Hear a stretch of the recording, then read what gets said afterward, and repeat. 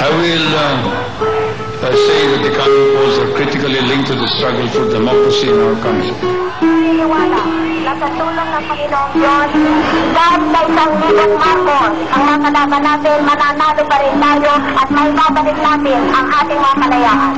The opposition is planning a mock, kunyari lang, a stage, a false ambush. I cannot believe that people running for such high office can go to the extent of staging a false ambush and a false kidnapping. I admit that I have no experience in cheating, stealing, lying, or assassinating political opponents. Sa snap election ng kandidato ng naghaharing partido sa pagkapresidente at vice-presidente ay sina Marcos at Arturo Tolentino. Ang itinapat ng nagkakaisang oposisyon, Cory Aquino, dating may bahay, at Salvador Laurel, pinuno ng Alyansang Unido. Saan mang magpunta sina Cory, dinumog sila ng taong bayan. Isang palatandaan na lumalawak at lumalakas ang damdamin laban sa batas militar.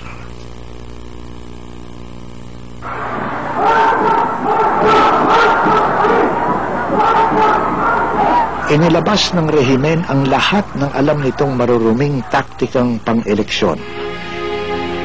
Pandarahas at pandaraya, guns, wounds, and gold.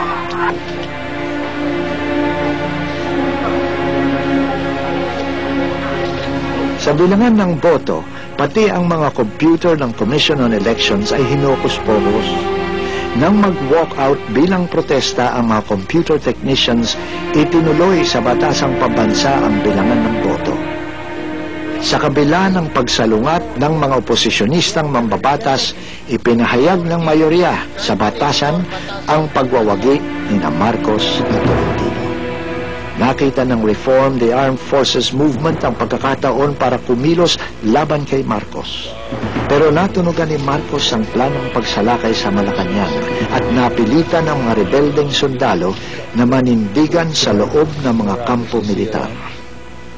Pero dumamay at sumaklolo sa mga rebelde ang isang di inaasahang kaalyado, ang taong bayan. People power.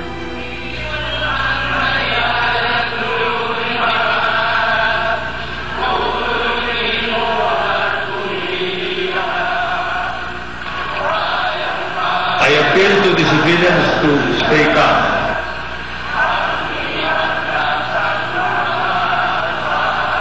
We are merely defending the people in the same way that the people are protecting us.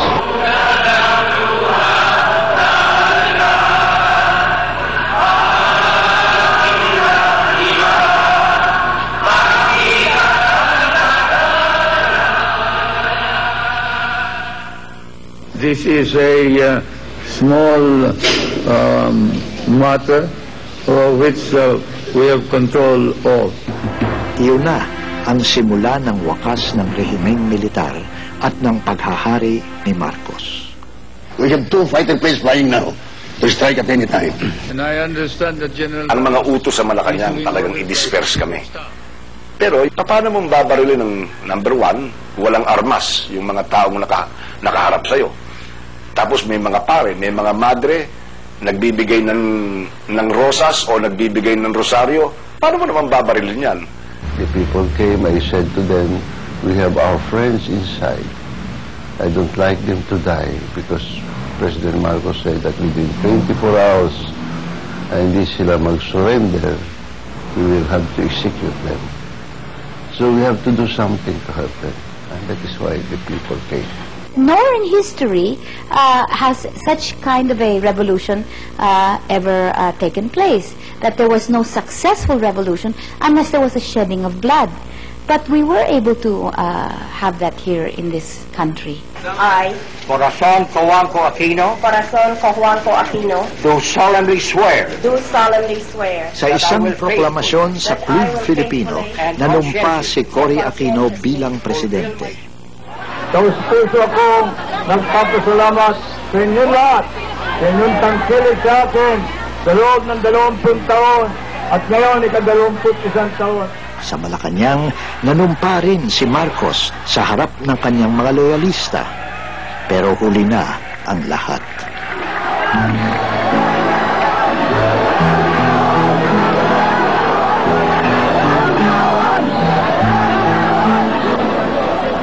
Sa ika-4 na araw ng People Power, nagkakandarapang tumakas sa Malacanang si Marcos, ang kanyang pamilya at ang kanilang malalapit na tauhan.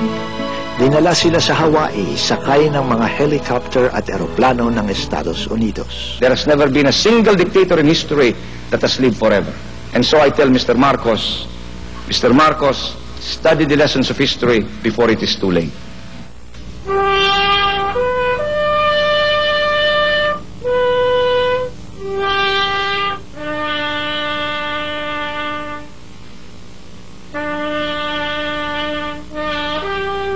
Namatay si Ferdinand Marcos sa Hawaii noong 1989. Pinayagang iuwi sa Pilipinas ang kanyang bangkay. Pero hanggang ngayon ay hindi pa ito naililibing. Hindi pa rin naililibing ang mga labi ng batas militar. Patuloy nitong minumulto ang sambayanang Pilipino.